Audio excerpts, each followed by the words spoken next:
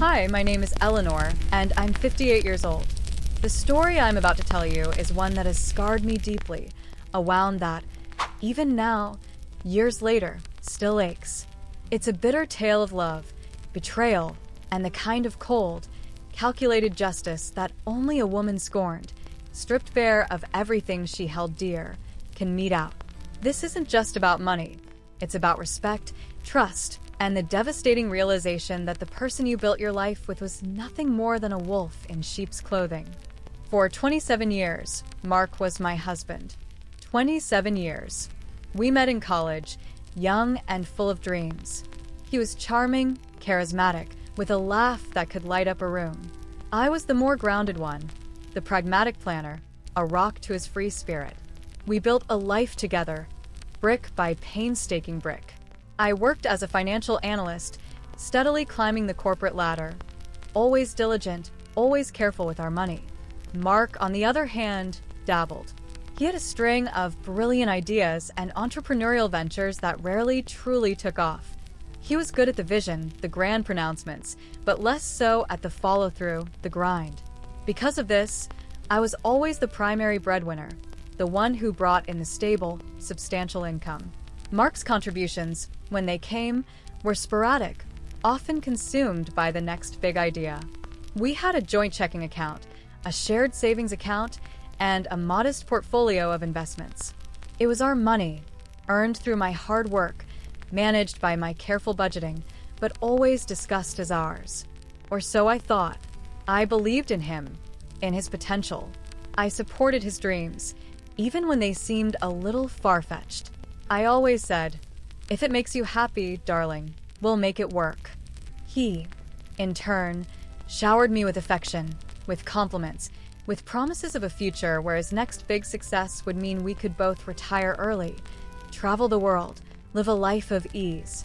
A few years ago, Mark started a new business. It was an online venture, something about digital marketing for small businesses. He was incredibly excited about it, spent hours glued to his computer, taking calls at all hours. He told me it was the one, the venture that would finally make his fortune. Initially, it seemed promising. There were some early successes, a few big clients. He started talking about expanding, about hiring a team, about how we were on the cusp of something huge. This was around the time he started asking for more direct access to our joint funds, explaining it was for business investments and scaling operations. I trusted him. We were partners, weren't we? I saw the enthusiasm in his eyes, the renewed purpose in his stride. Who was I to stifle his ambition? He would say things like, "Eleanor, darling, this is for our future. You've always been so good with money. I just need your trust now. Think of the returns." And I did. I opened access to more of our joint savings, not everything, but a significant portion, enough to give him the capital he claimed he needed. He started to manage more of the finances related to his business, including some of the transfers from our joint accounts directly into his business accounts, justifying it as streamlining things. I didn't question it too deeply. My work was demanding, and frankly, I was happy to let him take the reins on his own venture's finances. He'd always been good at making me feel like I was doing the right thing by supporting him. But as the months wore on, a subtle shift occurred. Mark became increasingly secretive about the business's true financial state. When I'd ask for updates, he'd give vague answers, talk about minor setbacks or long-term gains. He'd spend more time in his home office, the door often closed, taking calls in hushed tones. Our dinners became less about shared laughter and more about his monologues on market trends or his latest strategy. He grew irritable if I pressed too hard, accusing me of not believing in him or being too negative. The charming facade began to crack, revealing a growing desperation, though I didn't recognize it for what it was at the time. I thought it was stress from building a business, and I tried to be supportive, offering quiet reassurance. Then came the red flags I couldn't ignore, though I tried. The large, unexplained withdrawals from our joint checking account. Not just a few thousand here or there for business expenses, but tens of thousands, sometimes even more. When I asked, he'd have a quick answer. A big server upgrade, hiring a new marketing team, a crucial investment opportunity that couldn't wait. His explanations, while plausible on the surface, lacked detail. He became agitated, even angry if I asked for receipts or bank statements. "Eleanor, are you auditing me now? Is that what this is? Do you not trust your own husband?" His words were laced with venom, designed to make me feel guilty for even asking. And it worked for a while. I hated confrontation, and his accusations always hit home. I trusted him, didn't I? How could I not trust my husband of nearly 3 decades? My gut screamed at me, but my heart wanted to believe. I told myself it was just pre-wedding jitters. We were planning a renewal of vows, a silly, romantic idea he'd pitched, or my own anxieties about retirement creeping in. I chose to believe the man I loved, the father of my children. Even though we never had any, he often referred to us as a family unit. I chose to ignore the tightening knot in my stomach, the sleepless nights spent staring at the ceiling, replaying conversations, analyzing his evasions. The morning I found out was, ironically, a beautiful Tuesday. The sun was shining, birds were singing. I was at the kitchen table, sipping my coffee, about to pay a few bills online. I logged into our joint bank account. The screen loaded, and my breath caught in my throat. The balance read a shocking $0. Not just the checking account, but the savings too. Every single dollar gone. My stomach dropped like a stone. My mind reeled. It had to be a mistake. A glitch. I refreshed the page. Still zero. I checked the transaction history. A series of large, rapid transfers over the past week, all going to an unknown offshore account. The last one had been just yesterday. My hands started to shake. I ran to Mark's home office. The door was ajar. His desk was meticulously cleared, unusually tidy. His laptop was gone. His personal bag wasn't where he usually kept it. A wave of icy dread washed over me. I called his cell phone. It went straight to voicemail. I called again, and again. Nothing. Panic set in, cold and sharp. This wasn't a business trip. This wasn't a quick getaway. This was something far, far worse. He was gone, and he had taken everything. The next 24 hours were a blur of tears, disbelief, and mounting panic. I called his family, his few friends. No one had heard from him. His sister, bless her heart, sounded genuinely concerned. Mark? No, Eleanor. He didn't say anything. Is everything all right? I couldn't bring myself to tell her the whole truth. Not yet. I kept repeating, "I can't believe this," to myself, over and over, as if the words could somehow conjure him back or make the money reappear. But the tears quickly dried, replaced by a searing, white-hot fury. The man I had loved, supported, and trusted with my entire life had not only abandoned me, but had financially crippled me. Every penny I had meticulously saved, every investment I had carefully planned for my retirement, for our future, was gone. Years of my life stolen. My hard work invalidated. My trust utterly shattered. This wasn't just a divorce. It was a robbery, a malicious act of calculated destruction. And he thought he could just disappear, leaving me with nothing? He thought wrong. A cold, steely resolve settled in my heart. The sadness dissipated, replaced by a singular, burning desire for justice. Not revenge, not exactly, but a demand that he face the consequences of his actions. He wanted to play dirty? I knew how to play dirtier. I was a financial analyst, for God's sake. I knew the system, I knew how to dig, and I knew how to hit where it hurt most. My first move was to protect what little was left, starting with the house. Our house, the home we had built, was solely in both our names. I immediately contacted a real estate lawyer. "I need to freeze the title," I told her, my voice surprisingly steady. "My husband has emptied our accounts and disappeared.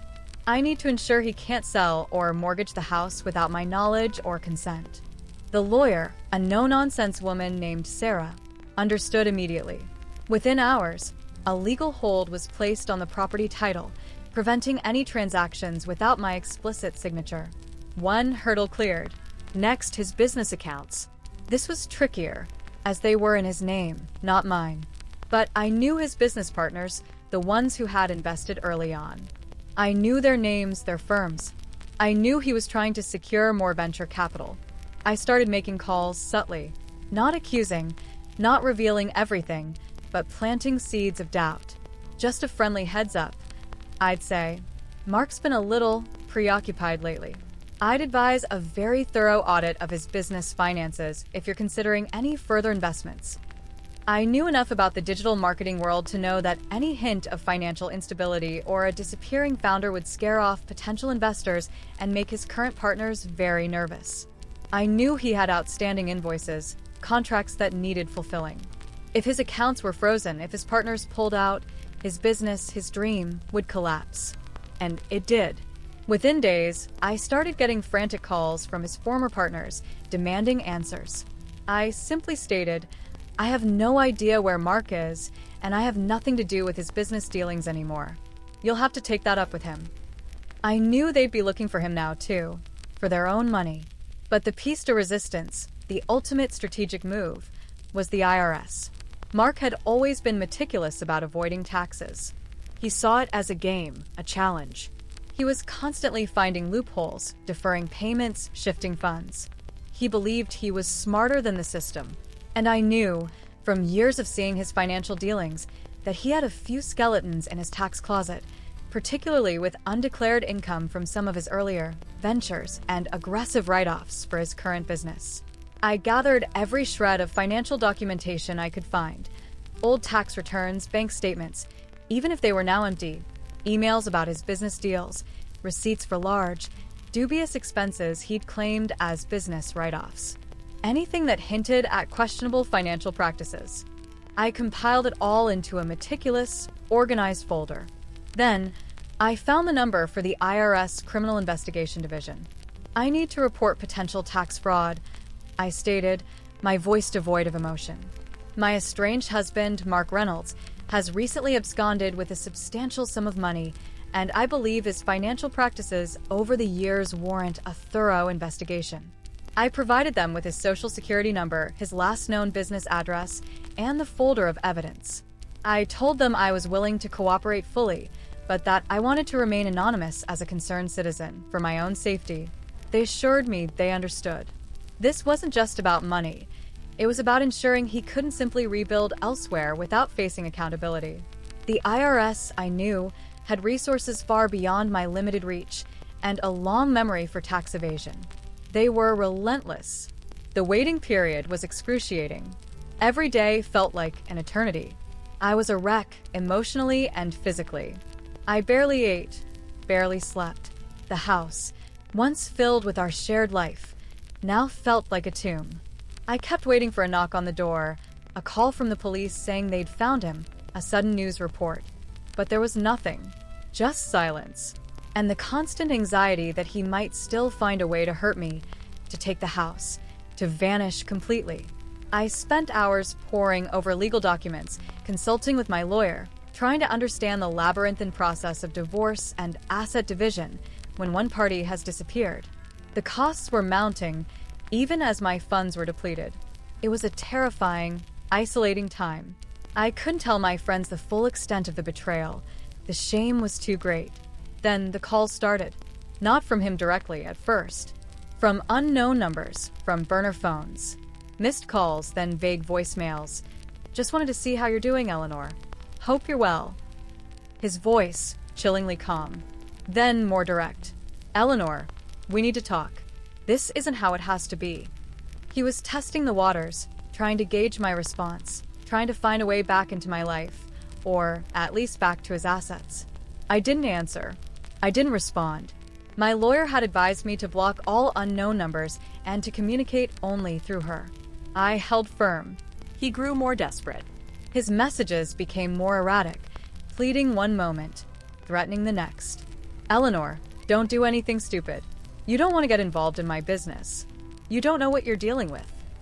Veiled threats, implying shadowy figures, implying danger if I continued to pursue him. He was trying to scare me into backing off, but his desperation only fueled my resolve. I had nothing left to lose. He had taken it all.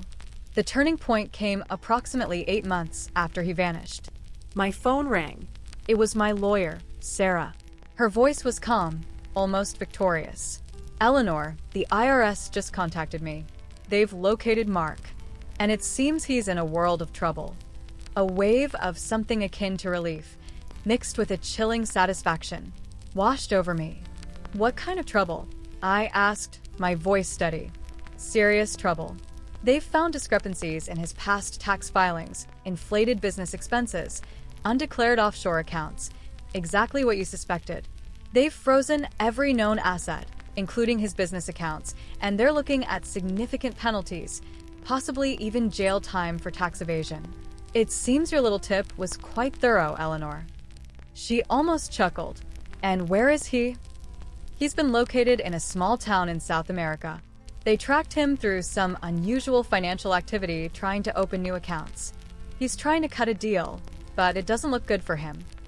The news spread like wildfire among our mutual acquaintances. His business partners, facing huge losses and potential legal action themselves, were out for blood. The creditors he had accumulated were closing in. He was trapped. Then came the call I had been waiting for, dreading, and secretly anticipating. It was Mark. His voice was hoarse, desperate, devoid of the charm it once held. Eleanor, Please. I need your help. I almost laughed. My help? You emptied our accounts, Mark. You disappeared. You threatened me with a restraining order, though you never filed one. You left me with nothing, and now you want my help. I made a mistake, Eleanor. A huge mistake. I was desperate. The business, it went south. I panicked, but I can fix this. If you just unfreeze the house, if you can get the IRS off my back, I can make it right. I'll pay you back. I swear. His voice was a pathetic whimper, a stark contrast to the arrogant man who had walked out of my life. He was broken. Financially, legally, utterly. There's nothing I can do, Mark. I said, my voice cold, devoid of any warmth or sympathy. The house title is frozen legally. And the IRS, they don't take kindly to tax fraud. That's between you and them. You made your bed. Now lie in it. But Eleanor, I have nothing. They've taken everything. I'm ruined. I'm facing jail time. Please, for old time's sake, for what we had, Mark, you destroyed. You chose money over me. You chose deceit over loyalty. You chose to abandon me. And now, you're facing the consequences of those choices. Don't come crawling back to me when your house of cards collapses. I warned you about playing with fire. I just need money, Eleanor. Anything. I can't even afford a decent lawyer down here. You should have thought of that before you took every last cent we had. I retorted, a bitter satisfaction settling over me. You didn't leave me with anything. Why would I leave you with anything? You wanted to make the IRS find you first? Congratulations, you succeeded. I hung up the phone. My hand was shaking, but this time, it wasn't from fear or grief. It was from the adrenaline of a battle won, of a long, drawn-out war finally reaching its painful conclusion. The aftermath was a slow, arduous climb back to normalcy. The divorce was messy, prolonged by his legal troubles and his absence. But eventually it was finalized. The house was saved, though it cost me a fortune in legal fees. I had to sell some smaller assets, dip into my remaining retirement funds, and work extra hours to stay afloat. It was a struggle, a constant reminder of his betrayal. But I survived. I rebuilt. I learned to live without him, without the pretense of a shared future built on his flimsy promises. I learned the hard way that trust, once broken, can never truly be repaired. The emotional scars remain, deep and aching, a testament to the pain he inflicted. But I am stronger now, wiser. I am fiercely independent, more so than ever before. My finances are solely mine, secure, managed with a vigilance that borders on obsessive. I never heard from Mark again after that final, desperate phone call. I sometimes wonder where he is, what became of him, if he ever truly faced the music for his crimes. But honestly, I don't care. He chose his path, and I chose mine. I chose justice, even if it meant tearing down the past. My husband took all the money out of our joint account and disappeared. So I froze the house title, locked his business accounts, and let the IRS find him first. It was a cold, hard lesson for both of us. But for me, it was the only way to reclaim my life, my dignity, and my future from the wreckage he left behind.